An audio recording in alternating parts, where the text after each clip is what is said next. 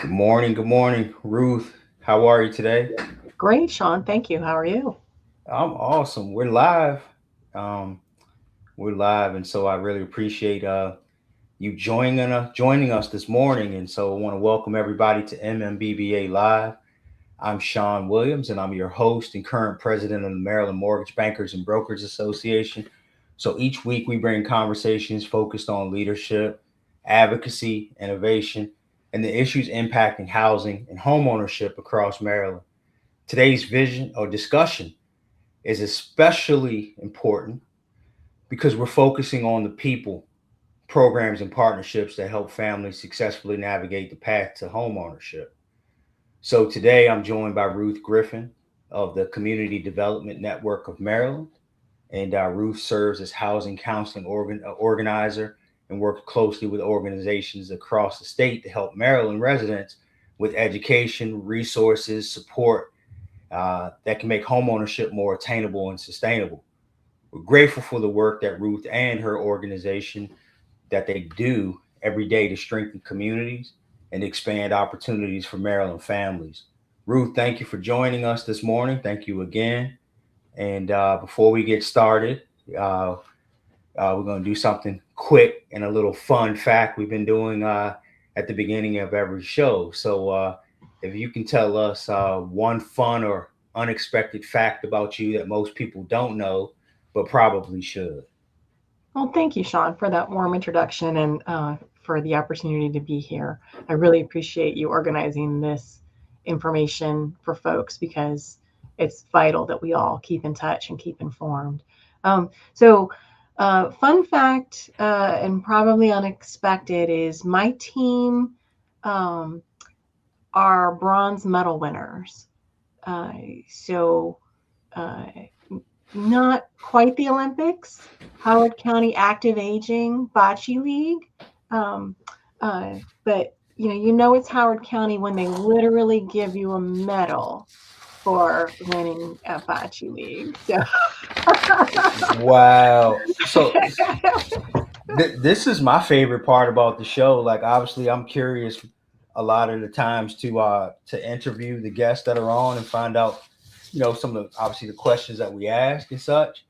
But this part is the part I love the most. Tell me more about that, Ruth. Bachi, how'd you win that? Like, was the competition stiff? Like, were there tons of teams?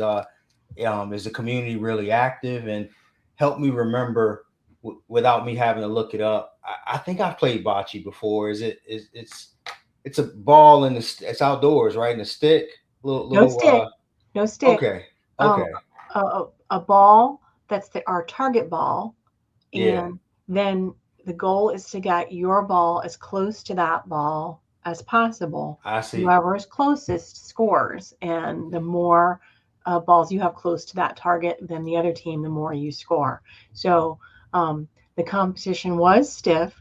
Um, Howard County Active Aging, we were playing against some really focused and skillful 90-year-olds who would gently walk out onto the court, sometimes with a walker, and toss that ball like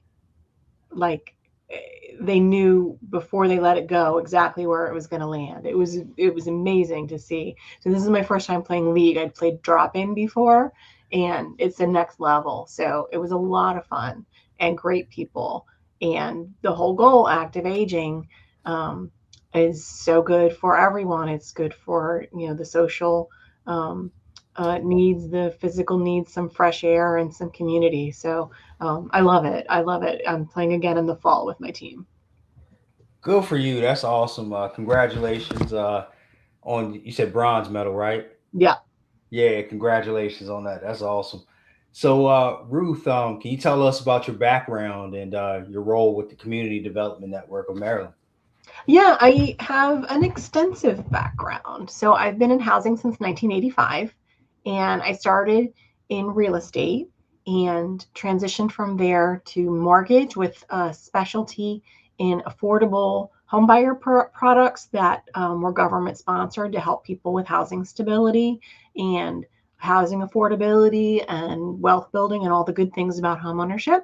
And that was really when I found my niche, because I'm kind of a consumer advocate type. And so that's where I knew I was doing what I should be doing.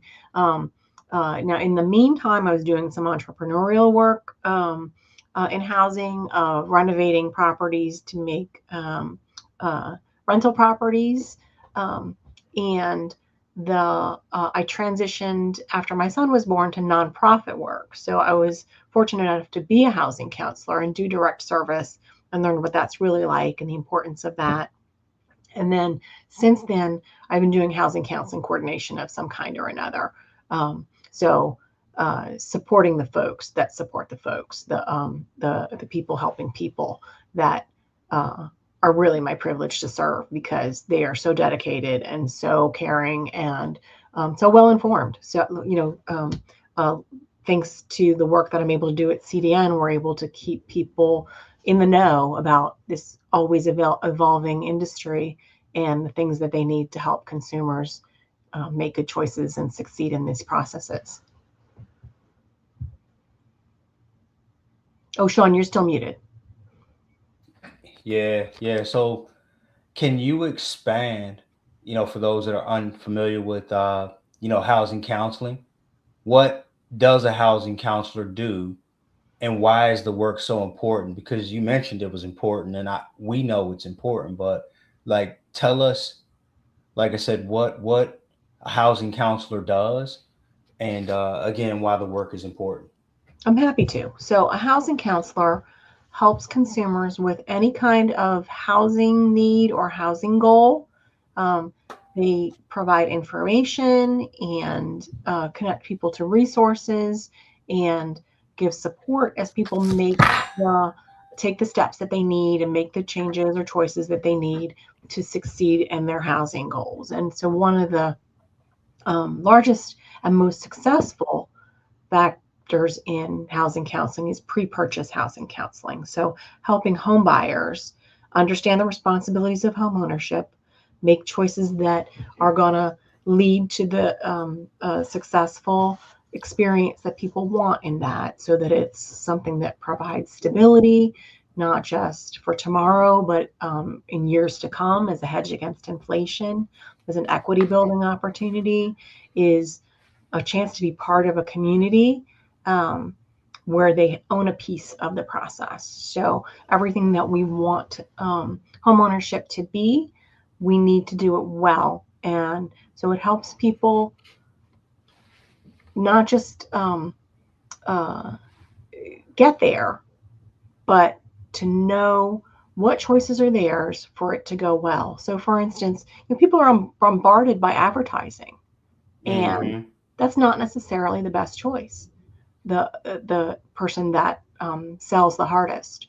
So understanding that not only does the consumer want to be part of the community, but they can work with people who care about the community, because it actually adds to everyone's success in the long run. That a little bit of difference in interest rate or terms can make all the difference, or assistance for down payment and closing costs can make all the difference in the long run about people succeeding. So we want people to know what's out there for their own benefit. And the housing counselors are unique in that they have no financial stake in the transaction. So we are nonprofit professionals. We are trained. Housing counselors are certified by the U.S. Department of Housing and Urban Development. Their organizations are approved by the United States Department of Housing and Urban Development. So they're experts, but they don't get incentivized by what you buy or how much you Right. spend. So their interest in the scope of things of people, houses, and money is people. It's about putting people first to make sure that they can be as successful as they possibly can be. Great. Thank you. So let me ask you this then: what is it? Are you all doing? Is it in person, or is it online, or a combination of both? What type of housing counseling are you doing at CDN? So CDN doesn't do the direct housing counseling, but our groups Hmm. that we serve statewide do a variety of modes, because people have a variety of needs. And so we are encouraged in this day and age to make sure that people who would benefit by in-person have that option, make sure that people who would benefit from the information, but in-person is a challenge or is not beneficial for the best use of their time, have access to the information. So we do recommend the virtual or in person as opposed to fully automated. It makes a huge difference because of the individual situation and the individual care and attention that is important. And, frankly, part of the concern that we're trying to address is that as a consumer, a normal government first-time homebuyer package at settlement might be 200 sheets of paper. Yes. So it's cutting through the information to understand the parts that are of benefit to the consumer, the things that are helpful decisions for them. And so we really want to make sure that people understand, and that's where we're coming from. That's the interest of the housing counseling groups. And so while sometimes people feel like, oh, it's so much easier to do an all automated homebuyer education, it's easier in the short run. Succeeding at the choices that you make in the home buying process makes everything easier in the long run.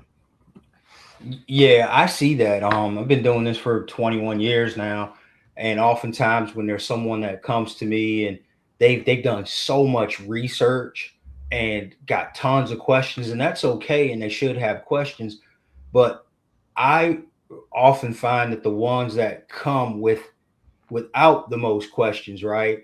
Once you start to provide information to them, especially numbers, right? When you see the numbers, that's when everything clicks. It's like, well, what about this? What about that? What should I do about, when it starts to become about the solution.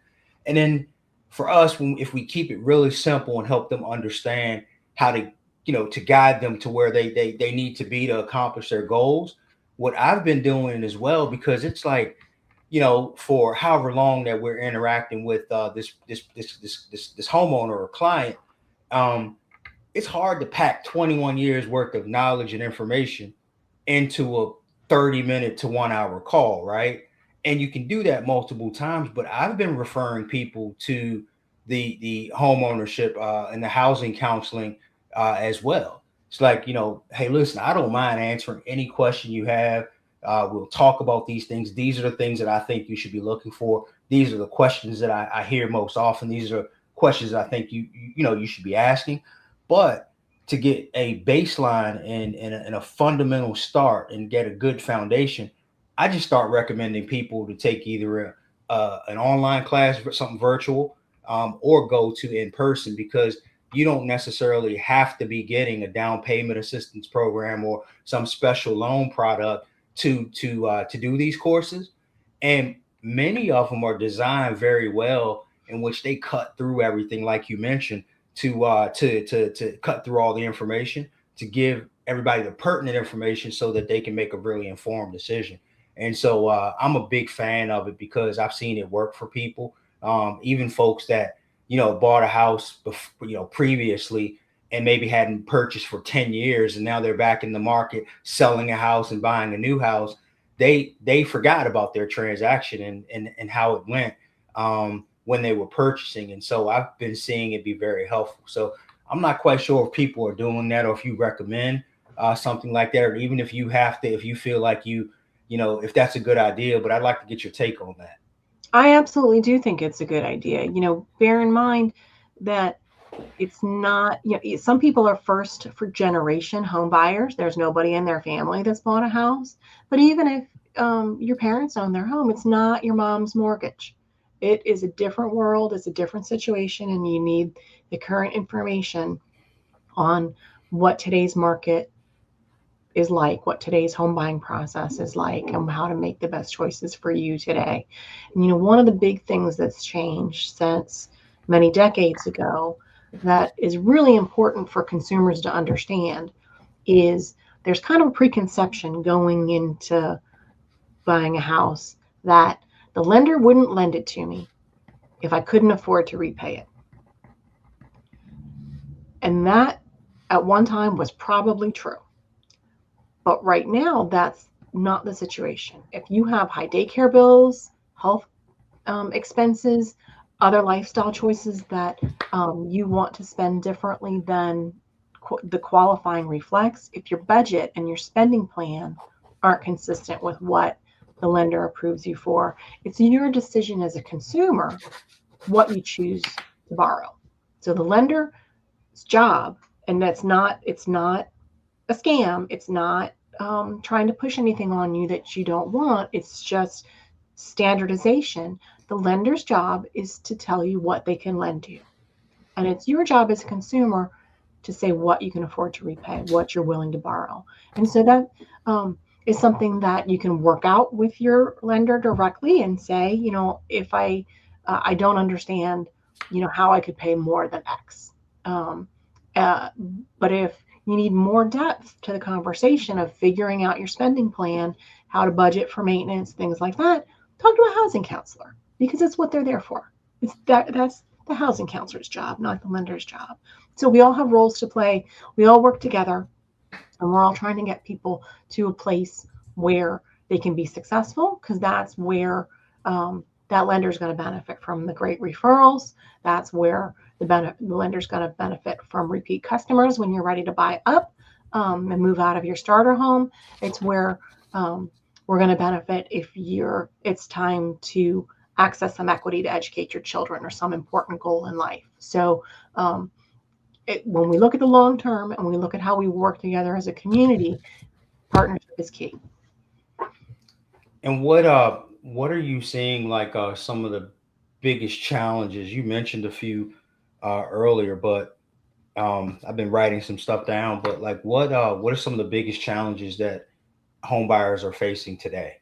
Well, I mean, the biggest challenge is affordability, and there's only so much that you or I can do about that.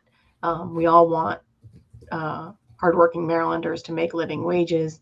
We all want people to live somewhere that meets their family's needs, but affordability is tough.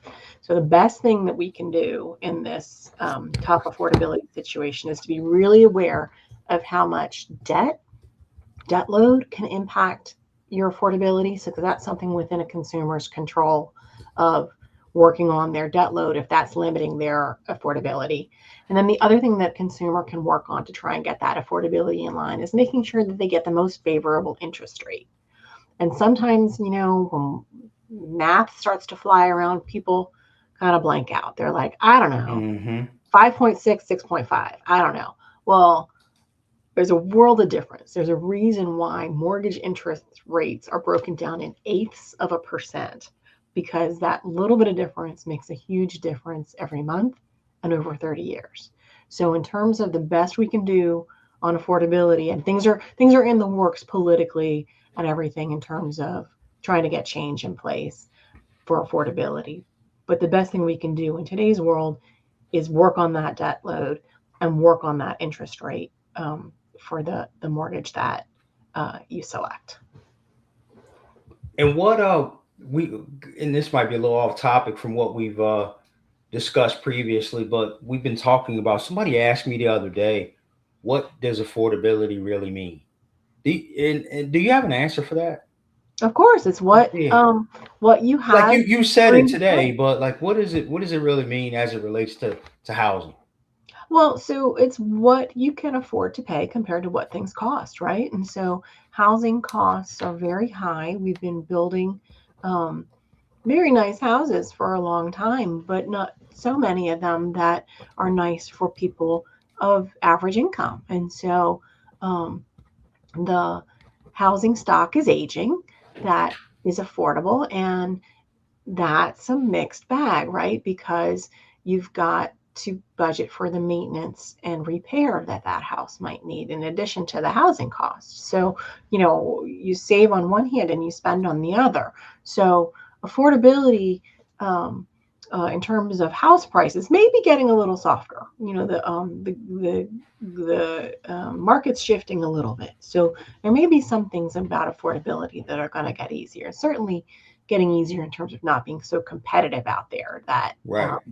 people have to fight for a house necessarily, but um, uh, you know, if your income is what it is and can't be changed, which is not always the case, but if your income is what it is and can't be changed, and the house price is what it is and can't be changed, then we ask ourselves, what other factors can we look at? And so that's where we work on affordability. That's the little bit of range that we have to help make affordability better.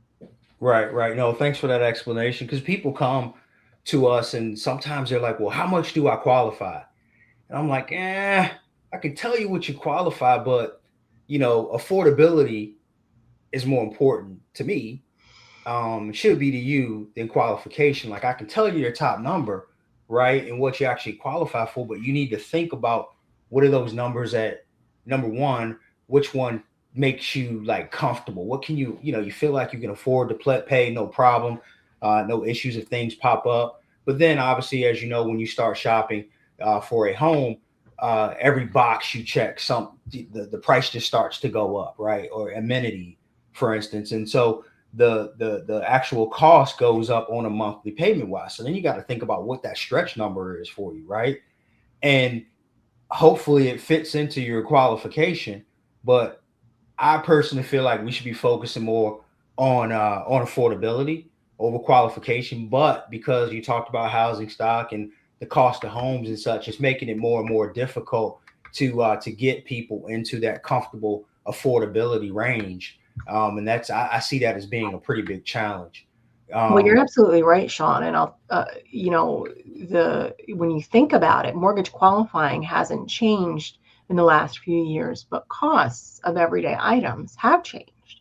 And right. so, in practical terms, it's impacting what's affordable to people in their daily lives. And so that's why, working on that actual spending plan or budget, making sure that it makes sense. One of the ways that we approach it is, this is what you're paying now. This is what you're paying with the new house. Where's the difference going to come? Right? Because if Yeah. people approach it from what do I need to get by, it's hard to really estimate that. If you approach it from what do I have now that I'm going to do without, it's an eye opener. It is. It It's a is. wake up call. Yeah. It's definitely a challenge. And what can lenders and housing counselors and government agencies, community organizations work? How can we work together more efficiently or effectively? I should say more effectively. Well, we at CDN are actually doing a lot of focused work on that right now. The capacity of the housing counselors themselves with the training and information that we've been doing for years is great. We have a very well-informed pool of housing counseling groups, but with the way things are changing on the federal level and that kind of thing, the sustainability of the organizations is changing. And so we're looking at business models for the capacity of the groups. And there actually are these great national models that have come to the surface under the circumstances that could be replicated in Maryland. And so we're really excited about the potential of bringing a partnership to Maryland that, in the short version is, if a consumer applies for a mortgage and can't be approved today, they can be referred to a housing counselor to do the work if they're near mortgage ready. And the housing counselor can, when that person's ready, refer back to the lender. And this is with business agreements so that their confidential information is transmitted securely, and the consumer's rights are protected and the consumer's interests are protected. And it's a great model because that motivated home buyer gets the support that they need, gets over the finish line that they're looking for, and we get, as housing counselors, get to see them when we do the most good before they've signed a contract on a house. So Mm-hmm. it's really a great situation. It's a win-win for everyone, and so we're really excited to have the opportunity to try and bring it to Maryland. We're doing that statewide and also looking at it with a Baltimore focus through the Convergence program that is collaborative that's come to Baltimore that's doing focused work on just this kind of thing, on home buying and how to make it smoother, make it all that we want it to be. So um, reach out. Folks should reach out. The mortgage professionals should reach out to me if they're interested in that. The um, uh, process is evolving, and so you get in on the ground floor. So uh, more to follow. That sounds good. That leads to my next question. I was going to ask. So thanks for that. So sounds like we have a national model that it's not available yet, right? You're gonna have you started piloting it yet? We've started shaping it, and we're Yeah. looking for the foundation support that we need to make it roll. What do you mean foundation support? What do you need to make it roll? We need the startup money, and then Okay. ultimately it'll pay for itself. So Ruth, we're you haven't looking. been shy about that kind of stuff, so just go ahead and say it. What you need. Yeah, yeah. We're looking for the local foundations are doing a great job supporting the groups, and so we're looking for the national foundations to step up and fill that space because it's a model that could work a lot of places where there's infrastructure for this, and so it's one of those things that once it's launched, it's self perpetuating, it's scalable, it's all the good things. So um, we're excited, and we think other people will be too. I think we talked about this before. To me, it sounds like a partnership between the obviously the lenders, the borrowers, potential homeowners, and the housing counseling, because it's a nurturing model. We're going to continue to teach them some of the things about what they can do to have sustainable home ownership, to be ready to purchase when it's their time. And then for me as a lender, once I refer them to you, I know that they're being well taken care of. They're well educated, and then when they come back to me, they're mortgage ready, and it helps us to get them into the best possible situation, help them be the hero in the story. So I think it's a great idea, and I hope it works out for you. And I think once you get it fully stood up, you definitely will get some adoption on it. I can't see why it doesn't make any sense. Like if you try to poke holes in it, I'm sure somebody will, but I just can't see where it won't make sense to do so and it won't be impactful. Thank you. I feel the same. Yeah. So we're about to wrap up in a little bit. I got like one or two more questions. And so, uh, how can mortgage professionals better support the work being done by housing counselors and community organizations? So I think connect with your local housing counseling organization. Um, there's always homebuyer education opportunities. There's sponsorship opportunities to support events and connect with the community. So talk to your local housing counseling organization and get to know the housing counselors because they can speak best for what their um, individual needs are, their individual organization's needs are. Sounds good. And then, Ruth, give us one key takeaway about helping families achieve sustainable home ownership. What would it be if you had one key takeaway? Or you can give me more than one, but got to give me at least one key I'll takeaway give you for everyone. three. All right, let's Communicate, go. communicate, communicate. Okay. All right. Because there's so much there, and so we have to stay in touch, and we have to keep working together. So communicate, communicate, communicate. And who needs to communicate though? So housing counseling professionals and their local originators, the um, us at CDN and the lenders at the originator level and also at the management level, the uh, we can have a shared voice to government for things that are in our mutual best interest that could move the ball forward for everyone. So we all need to communicate. Yes, I totally agreed. And so this conversation that we've had has been great, and I really appreciate you. And we've been obviously talking about how we help families achieve sustainable home ownership. Is there anything that we missed? Anything you want to add, Ruth? That any questions that I didn't add that we're on the public forum that you would love to speak about? No, I just want to thank you again for doing this because this is a great platform for that communication. that gets people thinking and gets people sharing. So this is a great opportunity, and I appreciate it very much. Yeah, we do too, and we appreciate the partnership and everything that you do. And we just love supporting CDN. And if there's anything that we can do to further assist you, we'd love to do so. And so, Ruth, thanks for joining us today and for sharing your perspective on this important topic. Home ownership is much more than securing a mortgage. As we talked about, it's about education, preparation, supporting, and creating opportunities to help families build long term stability and wealth.